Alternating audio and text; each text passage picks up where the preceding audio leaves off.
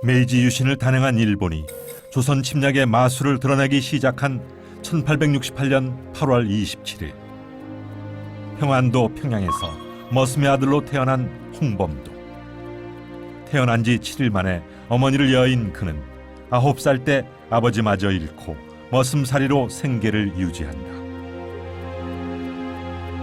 그리고 만 15살이 되던 1883년 평양 친군 서영의 나팔수로 입대하여 군인의 길을 걷게 되면서 인생의 전환점이 찾아온다. 그러나 당시 만연했던 군대의 비리 앞에 그의 인생은 막다른 길로 접어들게 된다.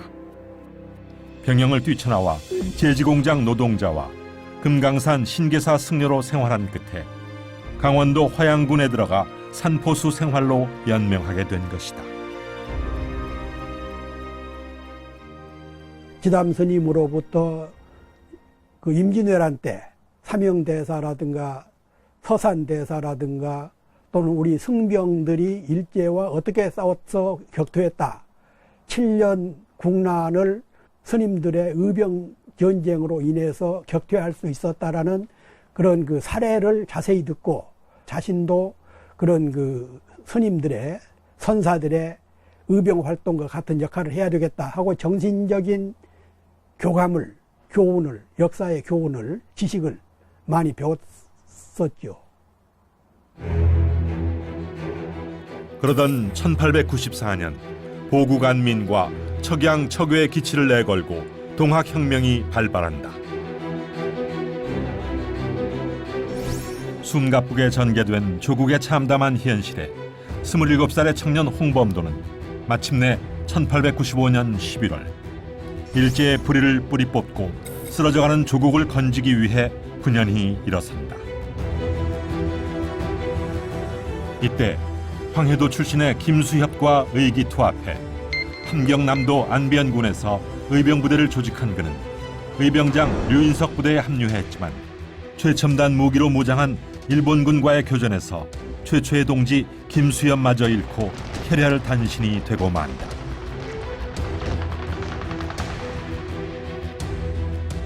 북청과 삼수갑산에서 범 잡는 포수로 이름을 떨치고 있던 홍범도.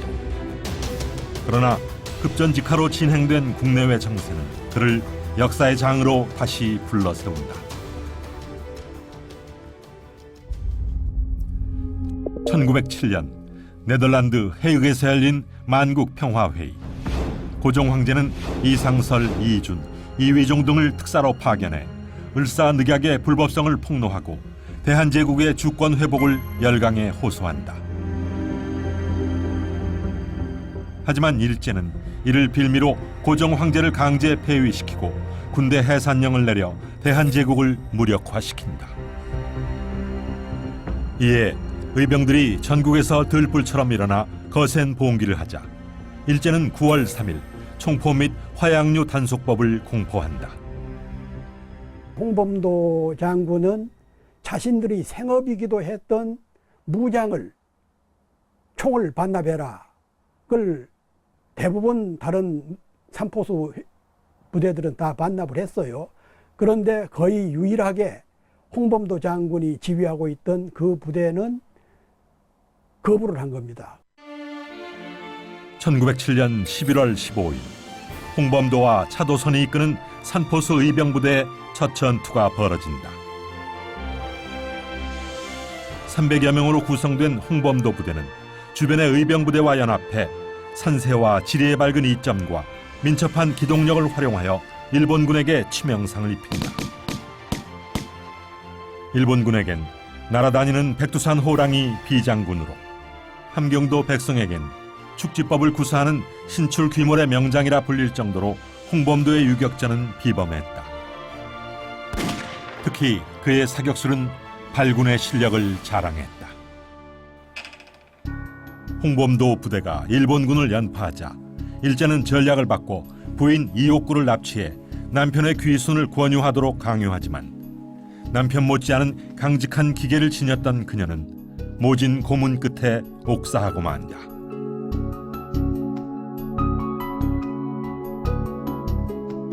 일제는 부인이 죽자 이번엔 큰아들 양순에게 귀순을 종용하는 편지를 써서 전달하게 한다.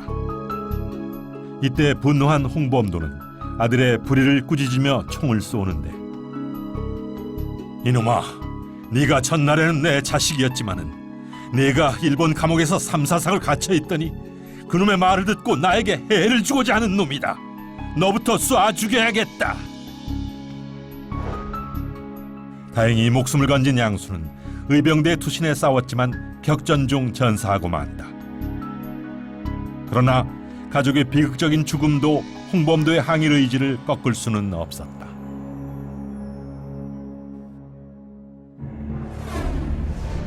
개마 고원을 주 무대로 항일전이 치열하게 전개되자 일제는 홍범도 부대를 주요 목표로 대대적인 선멸작전을 실시한다. 조여오는 포위망에 더 이상 항전이 어렵다고 판단한 홍범도는 소수의 인원을 이끌고 1908년 11월 간도와 블라디보스톡을 거쳐 1914년 중국 밀산에 자리를 잡는다.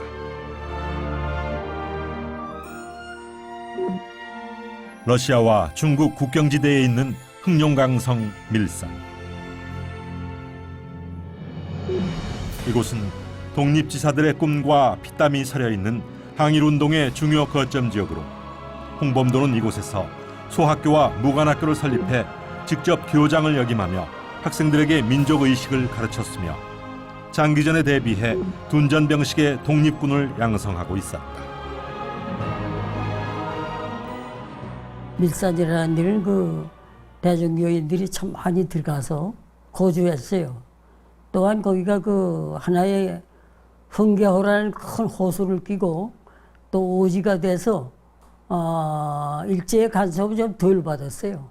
그래서 그 또 나와서 운동을 하다가도 좀 휴식 기간이 필요할 때 또 다시 밀산으로 가서 또 다시 재정비하고 그런 곳입니다. 홍범도가 밀산에서 독립전쟁을 준비하고 있던 1919년 대한독립운동사에 한 획을 긋는 대사건이 벌어진다. 대한의 백성들이 일제에 맞서 떨쳐 일어난 3.1 대한독립만세운동. 이를 계기로 3월 17일 연해주 우스리스크에서 국내외 독립운동 단체 대표들이 대한국민의회를 결성한다. 이곳에서 이동휘와 함께 군무부에서 활동한 홍범도는 군무부 병력을 기초로 400명 규모의 대한독립군을 창설하고 이때 대한독립군 사령관에 홍범도가 선출된다. 당당한 독립군으로 신을 탄연 포우 중에 투하야 반만년 역사를 광영케 하며 국토를 회복하야 자손만대의 행복을 여함이 독립군의 목적이요 또한 민족을 위하는 본이다.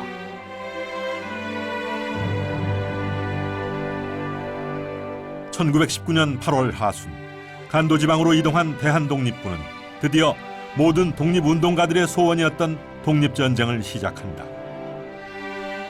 두만강을 건너 국내에 진공해 함경남도 해산진의 일본군 수비대를 섬멸시킨 것이다. 대한독립군의 대대적인 승리는 한민족의 독립의지를 높였을 뿐만 아니라 만주와 러시아 지역에서 16,000명에 달하는 독립군 부대들이 편성돼 무장 항쟁을 활발히 펼치는 계기가 되었다.